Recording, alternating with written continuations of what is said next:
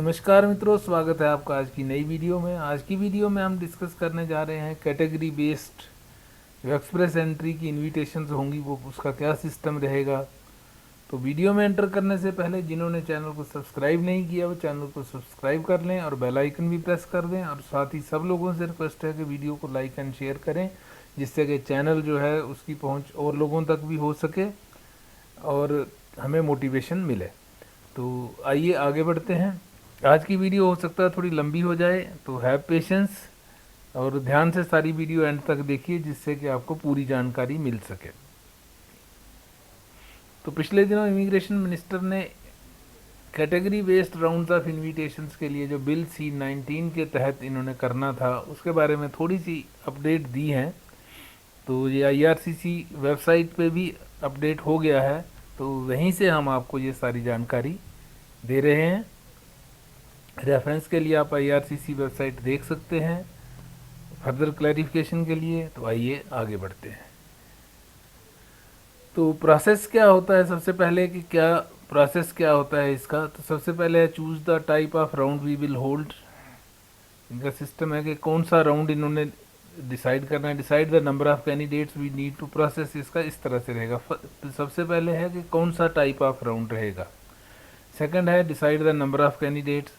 Third है identify the highest ranking candidates from the pool who are eligible for the chosen round type. तो invite these candidates to apply for PR।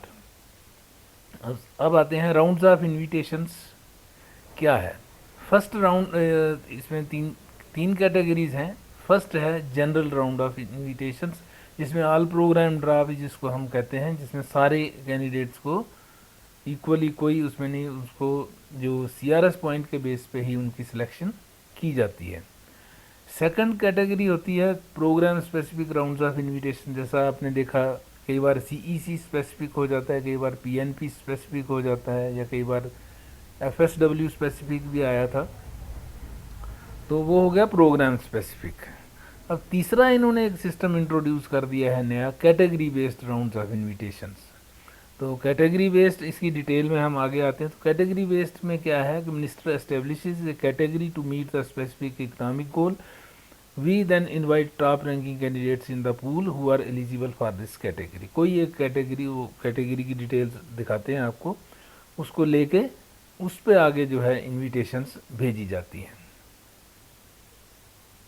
तो अब ये देखते हैं category based selection कैसे होगी। तो इसमें जो वेबसाइट में इन्होंने मेंशन किया, in category based rounds of invitations we invite candidates who are eligible for a specific category established by the minister to meet an identified economic goal. We invite candidates to apply for PR based on the criteria such as. अब criteria क्या क्या है, तीन main criterias हैं। Ability to communicate in a specific official language, mostly French. Second है work experience in a specific training, education experience and responsibilities. Tier system जो इन्होंने बनाया है category of national occupation classification. कोई नाक कोड को specify कर देंगे कि इस नाक कोड के ही कैंडिडेट्स लेने हैं। तो थर्ड पॉइंट है एजुकेशन, उसकी एजुकेशन क्वालिफिकेशन के बेस पे सिलेक्शन हो जाएगी। तो category based rounds add to general and program specific rounds. पहले जनरल और प्रोग्राम स्पेसिफिक राउंड्स ही निकलते थे by inviting top ranking candidates who can help us meet these specific economic goals. अब क्योंकि इनको इकोनॉमी में दिक्कत हो रही है, एम्प्लॉयर्स फेस कर रहे हैं, एम्प्लॉयर्स प्रॉब्लम फेस कर रहे हैं कि पर्टिकुलर ट्रेड के या पर्टिकुलर क्वालिफिकेशन के कैंडिडेट्स उनको नहीं मिल रहे हैं, जिससे कि उनका जो इकोनॉमी है उसमें प्रॉब्लम आ रही है। तो उन इकोनॉमिक गोल्स को अचीव करने के लिए ये कैटेगरी बेस्ड जो है सिलेक्शन बेसिस वो किया है इन्होंने। तो आइए इसमें आगे बढ़ते हैं कि कैसे ये प्रोसेस चलेगा, इसको और डिटेल में जानते हैं। तो 2023 के लिए इन्होंने ये 6 कैटेगरीज जो हैं वो सिलेक्ट की हैं। फर्स्ट कैटेगरी क्या है, फ्रेंच लैंग्वेज प्रोफिशिएंसी। सेकंड है हेल्थ केयर ऑक्यूपेशंस। थर्ड है science technology engineering and math occupations, जिसको STEM ऑक्यूपेशंस भी शॉर्ट में कहा जाता है। फोर्थ है ट्रेड ऑक्यूपेशंस। फिफ्थ है ट्रांसपोर्ट ऑक्यूपेशंस। सिक्स्थ है agriculture and agri food occupations. तो ये 6 कैटेगरीज इन्होंने जो है कैटेगराइज कर दी है। तो जो कैटेगरी बेस्ड इनविटेशंस होंगी वो इस तरह से होंगी। आपने देखा होगा जैसे हम BCPNP या ओंटारियो OINP के ड्राज में देखते हैं कि उन्होंने कैटेगरी वाइज सिलेक्शन वो करते हैं, इनविटेशंस देते हैं। तो ये लगभग सिमिलर सा प्रोसेस इसमें हो जाएगा कि एक कैटेगरी उठाएंगे। अगर हेल्थ केयर उठाया इन्होंने तो हेल्थ केयर के अगर 50 इनविटेशंस देनी है तो उन 50 को उठा के दे दी जाएगी।